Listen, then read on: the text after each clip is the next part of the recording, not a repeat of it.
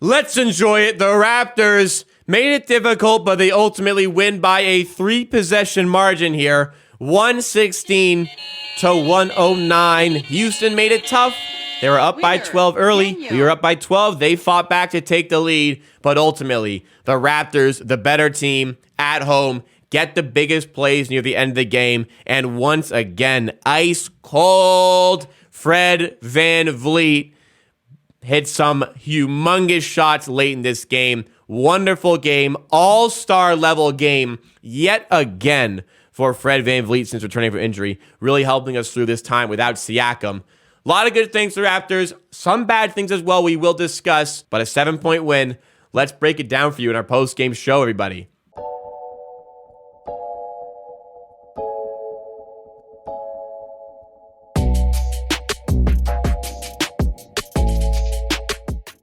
All right, so we had a bit of an emotional roller coaster today. There was some good, there was some bad, there was some really good, there was some really, really bad to go along with it as well. But the Raptors were playing the worst team in the NBA today. We needed a performance. We didn't need our best, but we needed good enough, and that's what we got here as we do win this game by 7 points. You were playing against the Chicago Bulls last game, and it was a really ugly game from start to finish, really, for this team. Did not play well. The Bulls showed up. Outdid us, convincing win in the end. Best team to get a bounce-back game against is the Rockets, as I mentioned. The Raptors are in a stretch right now where they do not have their best player available in Pascal Siakam, but this is some of the easiest stretches of the season that we're going to have. We have the Rockets coming up. We have the Rockets tonight, which we beat.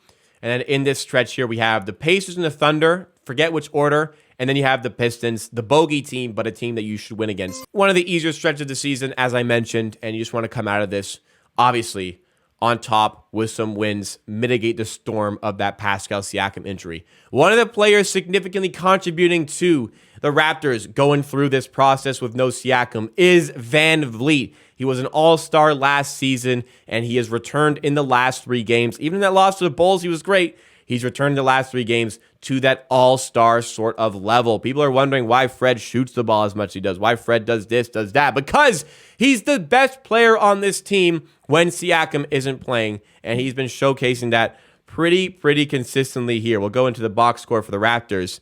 Fred was great, 32 points, 7 3-pointers, 4 assists, 4 steals, and 3 rebounds, and a block to go along with it. Only 1 turnover. Probably should have had 2, but 1 was credit to someone else. It was his fault, though. OG, maybe even outperformed Fred with a 10 for 20 night, 27 points, 10 rebounds, and another 3 steals. He was 3rd in the NBA DPOY ladder. You can see why some would say he should have been top 2. Some would say he should have been top 2, not 2. And a game like this definitely showcases why he's a plus 18 here. Scotty Barnes, we'll talk about him in a sec. Gary, I mean, fine, but like a little bit passive. We could use a bit more from Gary, if you ask me. Scotty Barnes, I'll touch on in a second. We'll go to the bench here. Otto Porter Jr., a great game off the bench. We needed it. There was a tough stretch in that second quarter where we were down by 12, and he, along with Banton, Thaddeus on the court with OG Anunoby and Christian Koloko, really fought the Raptors back into this game. It was a really important stretch of the game. Otto Porter Jr. was 0 for 3 from the field, but he was just excellent today. He was rewarded for his excellent play with 26 minutes. He had 8 rebounds, 2 assists, was a plus 20.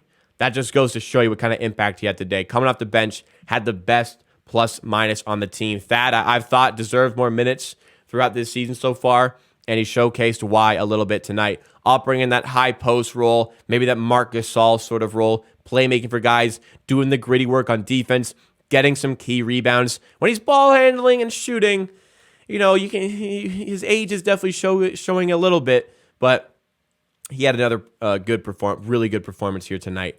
And he does a lot of the things that we need off the bench that is helping this team. Would be nice to have some scores around him, just not there. Unfortunately, another rough outing for Achua defensively, offensively as well. I mean, something's up with this guy. Only gets 12 minutes tonight, and he didn't deserve any more. Probably deserved less than that. We're trying to force him to play well. Not happening. Boucher, not his night. He thrives when Achua's playing well also, but not Boucher's night either. And one guy whose night it really wasn't was Scotty Barnes. 13 points here, 8 rebounds, 5 assists. Sure, not bad, but 6 for 16. He just doesn't look like himself out there. He's missing easy shots. I think the shot selection has cleaned itself up to a certain degree, but the shots aren't falling. The layups aren't falling. The 2-foot like hook shots, push shots, which he's usually like automatic with last season. That stuff is just not falling for Scotty Barnes at the moment. It definitely looks like a little bit of a confidence issue. He just doesn't look like himself. He knows he's not hitting these. He's kind of scared. There was like a Ben Simmons play late in the game where we needed a bucket, and he had like one he could have dunked. There was a guy coming, but he could have dunked it. He could have laid it up. He was way bigger, and he passed it off to, I forget who it was. Maybe it was Otto Porter Jr., and Otto couldn't even get the shot off because the defender was closer to him. Just a shattered-looking player at the moment. Still doing some good things on the court, but we expect much player from the reigning Rookie of the Year. I want to remind you guys, like there's been super harsh criticism in the past on Siakam, super harsh criticism on OG this season, as well as Fred VanVleet, and both those guys have snapped out of it. People love Scotty Barnes too much to say anything really harsh against him, but listen, he's struggling right now. We understand that, but it's very important to support your guys through this process. It's very important to believe in the guys on your team and believe in the guys that make your team great. Scotty Barnes is one of those guys. He's going to snap out of this funk. He definitely doesn't look like himself right now. Nick Nurse has said in a press conference before today's game that it's not injury related. He just needs to be better, and I know he will be better. On the Houston side of things, they made it difficult for us. They started out hot. They cooled off. They had a 70% field goal percentage in the first quarter, down to 44, but a lot of guys had a game today, and they needed it to be in this. They have 7 players with 10 points or more. Easton was a big threat off the bench. He was pesky all night, even though he was only 5 for 15.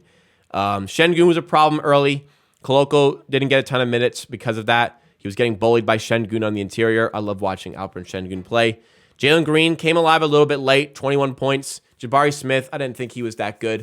He was minus 19, the worst in their team for a reason. Kenny Martin, actually, quietly good game, really good game, plus 19, best plus minus. Plus 19 in a game you lose by 7.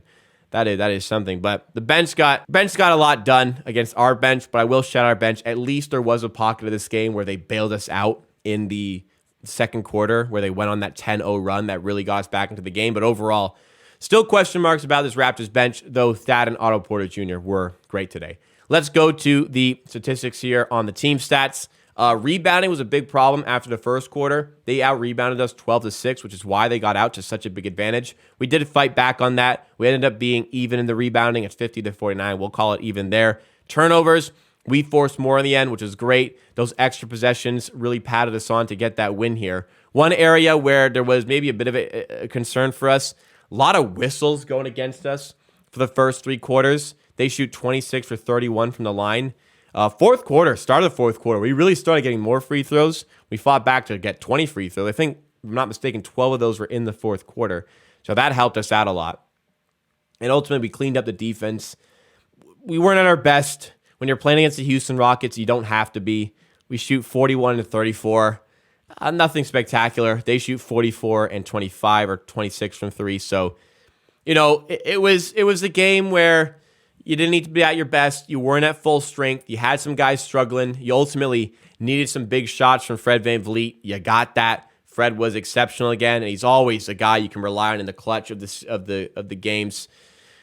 I had questions maybe a couple years ago about Fred. When the going gets tough, can he give you that shot? Last season, we learned that when the going gets tough, you can always rely on Fred to get you your buckets because he had an immense fourth quarter. And if he doesn't, then, man, I don't know if the Raptors win this game. They were favored by 10 points tonight, and it looked for a while like this was a game that they were capable of losing at home to the Rockets. So we are 7-5 on the season. There's no Siakam right now. No better time to be missing your best player if he is going to be missing at all. You get the Thunder the next game. You go to Oklahoma City. That's a game that you really expect this team to win. You get the Pacers in Indiana on Saturday. Pacers playing above what you expect this season. That still should be a winnable game. And then you go to Detroit on Monday. The bogey team, the impossible team, but still, the trends shouldn't affect us. That's a game that you should be winning against the Detroit Pistons, and they're absolutely horrible defense. Then you get a tough stretch again, so make use of this time here. You want to get your cheap wins. This is the time to do it. No disrespect to these other teams, but the Raptors are going to be favored in all of these games, probably by at least, probably by away at Thunder, 6 or 7 points. Away at Indiana, 4 or 5. Away at Detroit, probably 5 or 6. 3 very winnable games for the Raptors. Let's just make sure that we take care of business. If Fred's playing like this, and he gets the supporting cast of OG, Scotty Barnes really starts to turn it on, then this team can go do a great job of mitigating the storm while Pascal Siakam was injured. Wherever you're watching, make sure you like this on YouTube. Consider subscribing as well for more Raptors content just like this. And be sure you're following on Twitch if you are watching there. We do tons of Raptors content across all the amateur sports platforms. Keep it locked. Stay tuned for more.